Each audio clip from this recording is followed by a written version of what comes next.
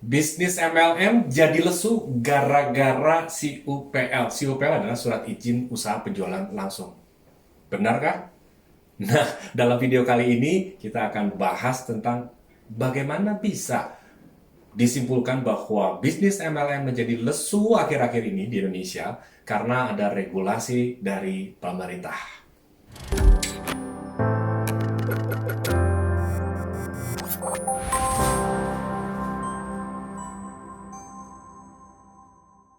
Bapak Ibu, dalam video kali ini kita akan menyampaikan sesuatu yang lain terkait dengan fenomena dan munculnya isu-isu, munculnya suatu feedback-feedback kepada kita sebagai pelaku bisnis network marketing, terutama secara personal kepada saya, dan saya juga perlu menceritakannya secara konteksnya, secara dalam video yang akan kita saksikan bersama ini. Bahwa bisnis network marketing yang biasanya digandengkan dengan bisnis direct selling, jadi penjualan langsung dan kemudian sistem pemasaran jaringan, satu kesatuan yang mana perusahaan yang mengatur dan memfasilitasi members-membersnya, anggota-anggotanya, pemasar-pemasarnya yang tergabung di dalam kememberan perusahaan tersebut perlu memiliki izin, yang izinnya itu bernama izin CUPL, diterbitkan oleh Kementerian Perdagangan Republik Indonesia. Bapak Ibu bisa tahu bisnis-bisnis network marketing yang berjalan di Indonesia ada banyak, baik yang dari lokal maupun dari internasional. Nah, salah satunya adalah Tridaya Sinergi Indonesia yang sudah memiliki dan mengantungi izin CUPL atau surat izin usaha penjualan langsung di Indonesia. Nah, bagaimana bisa kemudian CUPL ini menjadi sebab bisnis MLM menjadi lesu? Sebetulnya pertanyaannya adalah, benarkah? Karena ternyata yang menyebabkan bisnis network marketing lesu boleh jadi bukanlah tentang ada atau tidaknya CUPL ini. Karena CUPL ini sudah sejak lama, sudah sejak tahun 1990-an itu sudah dibangun yang namanya perizinan CUPL ini.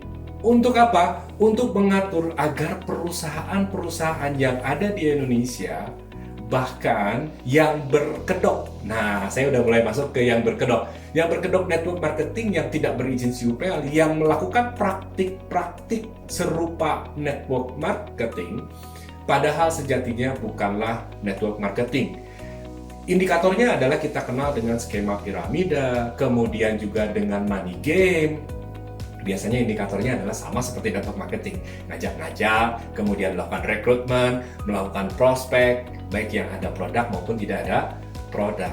Dilalah masyarakat kita secara umum, boleh jadi manusia secara umum, sangat tertarik pada penawaran-penawaran bisnis yang mampu memberikan benefit keuntungan yang cepat, keuntungan yang instan, dan tanpa kerja keras atau tanpa upaya maksimal. Contohnya adalah ketika kita diminta untuk setor, misalkan pendaftaran sekian juta rupiah, nanti setiap hari akan ditransfer sejumlah keuntungan, bahkan kalau dijumlah dalam satu bulan sudah balik modal. Pernahkah mendengar seperti itu, Bapak Ibu? Nah, itulah yang kemudian menjadi berminat bagi orang-orang dan masyarakat kita. Mungkin di antara Bapak Ibu atau ada keluarga dan teman Bapak Ibu yang pernah terlibat dalam bisnis yang kemudian memberikan setoran sejumlah uang, dijanjikan sedemikian juta rupiah, bahkan pada akhirnya dalam waktu 3 bulan, 6 bulan udah balik modal, dan menunjukkan dan mengajak kepada teman-teman, keluarga, dan juga tetangga. Karena ini loh, saya mengikuti bisnis ini loh, dan saya mendapatkan keuntungan, dan saya diam-diam aja, saya sambil kerja, sambil-sambilan saja. Saya mendapatkan uang jutaan rupiah, bahkan ratusan, bahkan sampai miliaran rupiah.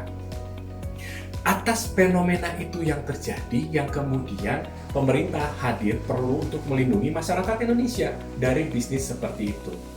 Yang pada akhirnya tentu akan kembali lagi kepada DNA atau bisnis yang murninya, yaitu apa? Direct selling, penjualan. Ada produknya, ada jasanya yang dijual, yang perlu product knowledge, yang perlu pemahaman, yang pada akhirnya sambung menyambung dari satu konsumen ke konsumen yang lain secara jaringan dan diatur secara network marketing.